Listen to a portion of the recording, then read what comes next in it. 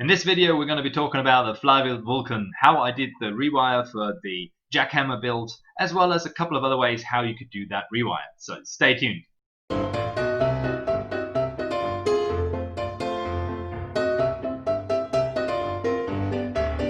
Hello friends, hello YouTube, Rainbow here with another Nerf mod video. And yes, it's a little bit of a different video, not just because of the fancy flares. I'm trying out new software here. I have stuff on the computer right here and there, and I'm going to show to you a new kind of format of video. And please let me know in the comments what you think about the styles and just the likes of this video. So this video is not the common Nerf mod video that I do. It's a tutorial / explanation of the Flywheeled Vulcan mod that I've done several times now, most recently in the jackhammer build. And I got approached by the YouTube user called XRMet7. And he was asking if I could do this kind of tutorial to explain that rewire and how it works and the way how I did it and all that. So this is what this video is all about. So Matt, thanks for reaching out. This is because of you, if you want, or for you, and hopefully it's going to be of help to a lot of others. I'm going to be showing different ways of how you could do the Flywheeled Vulcan rewire. Depending on what you're building, each of those would be the better solution, but that really depends on what you want to do. So for those of you who don't know, the Flywheeled Vulcan mod that we're talking about is essentially modding the Nerf Vulcan to be a flywheel blaster. In its original form, it just has one motor that sort of primes and sort of full auto primes and releases the blaster as it is, but it's still a spring-powered blaster, so the motor does just prime the spring and then release and repeat. But the Flywheeled mod is where you use that original setup and then put a set of flywheels in front of it, and you essentially use the original setup as a pusher and the flywheels as the part that accelerates the darts, which makes for a better setup, more FPS, higher ranges, and depending on how you do it, a little bit more accuracy as well. So there's different ways of how you can wire this, and without any further ado, let's get right into this. So before we take a look at my brilliantly done paint schematics of the wiring, let's have a look at the jackhammer internals. Right here you can see the internals before I close up the blaster. The yellow parts of the shell are the Vulcan parts, the red parts are from the Centurion. This entire white block is from the Vulcan internals. It's just chopped off in the back here, just so it fits, and also it was just holding a switch that I didn't need, so I took it out. Everything else still working and didn't mod any of that. This is the Vulcan motor. I obviously took out the board that was on top of this, so I could solder the leads directly to the motor. But this is now what is the pusher in this build. In front here we have the flywheels. This is in fact a strife cage, which is flipped upside down, so you can see the motors right there. The wheels are under here. And this is where you put the flywheel cage when you do a Flywheeled Vulcan. And underneath the grey bit, you can see it's a 3D printed part. If you have access to a 3D printer or somebody who can print it for you, this piece makes installing the flywheel cage so easy. Just follow the instructions. I'm going to put a link to it to the Thingiverse page in the description of this video. Just follow the instructions, and yeah, it's just very simple and straightforward, and it aligns perfectly. So yeah, great job on designing this. And just to explain the trigger situation here, as you can see in this build, or you may already know, the jackhammer has a dual stage trigger. You don't have to do a dual stage trigger. You could totally get away and actually build a ref trigger and separate normal trigger. But in this case, I wanted to do a dual stage setup, and I utilized the Centurion trigger. And normally you would kind of place the pusher switch down here and the ref switch somewhere up here. So the moment you pull the trigger back, the ref opens up and it starts revving, but it couldn't happen because of the way the integration was done, which is why I ended up placing the ref trigger in the back right there, and then using this orange part, which was originally off the Centurion trigger release, screw that in place, as it was just shaved it down a little bit to get around the motor. So when you push that, it instantly pushes this switch, which revs the flywheels, and on full trigger pull, you can see right here, when you pull this all the way, it pushes this switch, which then starts this motor, which is the pusher, and the blaster starts firing. But so much for this. Let's look at the glorious paint schemes. There we go.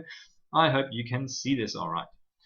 So this is a very basic schematic of how the wiring looks in the jackhammer. It's essentially two separate circuits that are wired to one and the same battery. And this is a very easy one if you want to look at mistakes or malfunctions, because you have two separate circuits and they're very easy because there's motors, one switch, and a battery.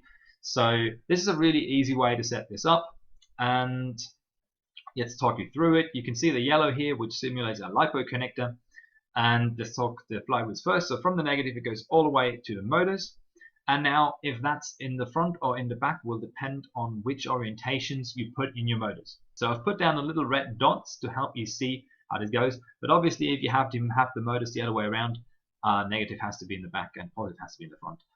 If you have your motors orientated this way, this is how it needs to go. So from the negative it goes straight to the motors, and from the positive it goes down to the common of the ref switch, and from the normally open it goes back to the positive on the Lipo connector. And so that in itself is one closed circuit. So if you put a battery on this and push that switch, it starts running. If you let go of the switch, it'll stop.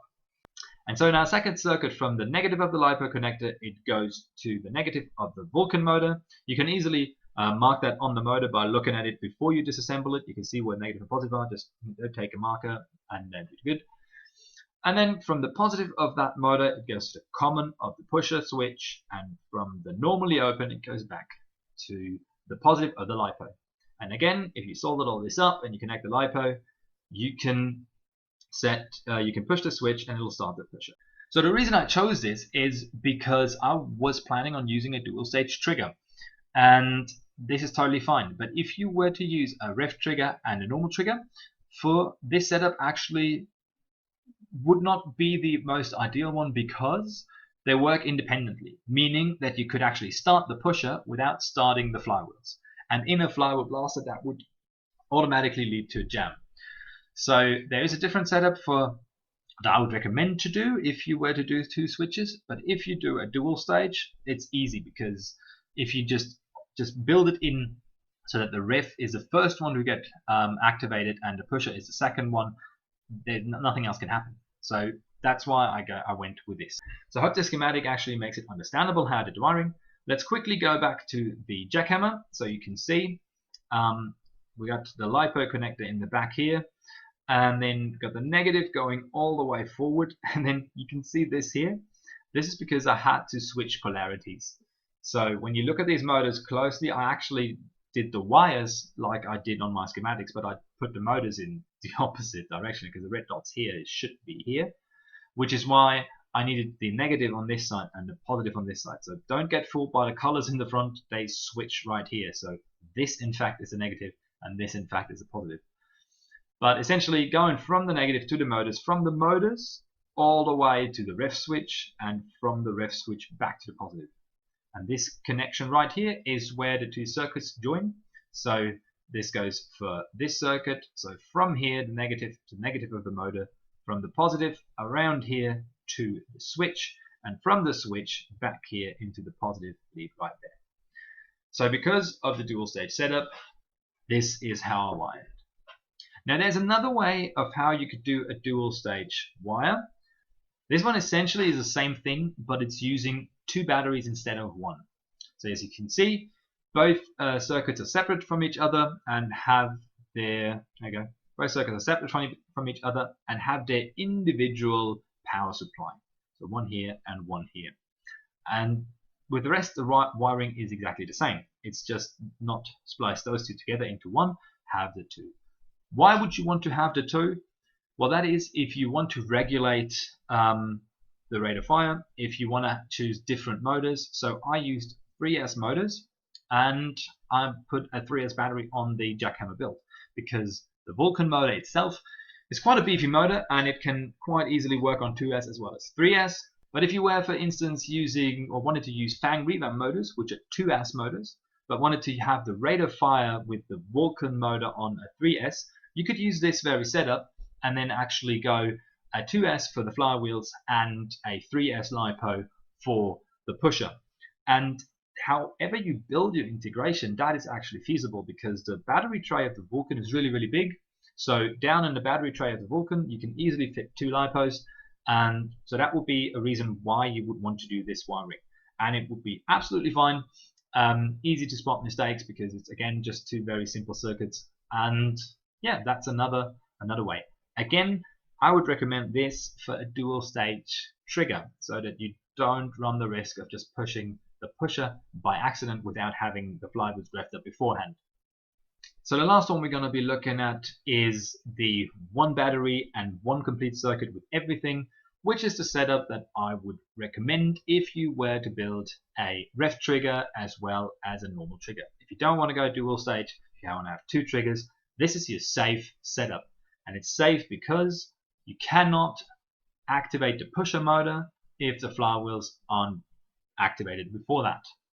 So the way this works is kind of similar to a rapid strike, but instead of a 3-switch rapid strike, you're doing a 2-switch rapid strike wire, and that's in fact the same thing. So from our Lipo connector up here, from the negative, we're going to the flywheel motors. With the negative lead from the flywheel motors, we also then go to the negative on the Vulcan motor. Okay, that's the negative connector, the connection from there to there to there. Done. From the positive of the flywheel motors, we're going to the common of the ref switch, just as we did before, and from the normally open of the ref switch, we're going back to the positive, just as we did before. And in fact, that's a closed circuit. So if you put a battery to this and then actually push the switch, the fly will start revving, but nothing else is going to happen. Then we go from the common of the ref switch to the normally open of the pusher switch, and from the common of the pusher to the positive of the Vulcan motor. And what this means is the moment the ref switch is depressed, so there is power running through here, and you push this, there can actually be power running through here and activating this motor as well. But if this switch isn't depressed, you can depress this switch however much you like, there is no current running up this way, there's no power running up this way, which is why this doesn't matter. So in fact, this is, yeah, as I said, a 2-switch rapid strike setup, and for those of you who know how this one's done, that was nothing new, but for those of you who have not built something like this is how you would do it. And now you would have your ref trigger right here, and your pusher trigger right there. You have your 2 trigger setup, and that'll be it. And here we go. That was it for this video. Now, I really hope this was helpful to you guys. I really hope XR7, this answers your question about the wiring of the jackhammer build. And I hope to you and everybody else, this was a helpful tutorial on how to do the Flywheeled Vulcan mod and how to wire this up in different types for different sort of builds. And again, it really depends on what you want to do. If you want to do dual stage or not, if you want to have multiple batteries or not, pick one of these and then, you know, implement it. So if you have any questions about this, or if you have any comments, just put them below the video. As I said earlier, I'm going to put the links in the description as well, so make sure to check those out. And that's it for this video. Thank you guys very much for watching. As always, please make sure to check out my social media, check out the videos on screen now, and you know, if you haven't already, sub to the channel. It really means the world to me. And by the way, just teasing already, there's going to be a 1,000 followers giveaway, so stick around for that. Until then, happy modding, happy nerfing, love and sunshine.